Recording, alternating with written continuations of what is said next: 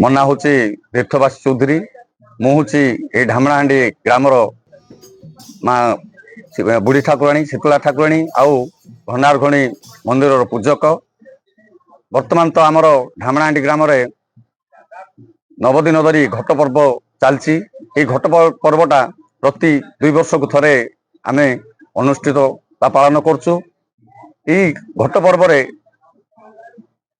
ଆମର ଓଡ଼ିଶାର ବିଭିନ୍ନ ଜିଲ୍ଲାରୁ ତଥା ଛତିଶଗଡ଼ ଆଉ ଆନ୍ଧ୍ରରୁ ମାନସିକଧାରୀ ମାନେ ଦର୍ଶନ କରିବାକୁ ଆସନ୍ତି।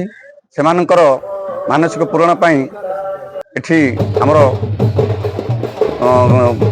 ଦେବୀଙ୍କର ମାନସିକ ହିସାବରେ ଘଟ ପ୍ରଦାନ କରନ୍ତି। ଆଉ ବର୍ତ୍ତମାନ ତ ଦେଖୁଥିବେ ଆମର ଢାମଣାହାଣ୍ଡିରେ ଆମର ବସିବାର ତାର ଦ୍ୱିତୀୟ ଦିନଠୁ ମାଙ୍କର ପ୍ରତ୍ୟେକ ଘରେ ଘରେ ବୁଲିକିନା ପୂଜା ପାଆନ୍ତି। ଆଉ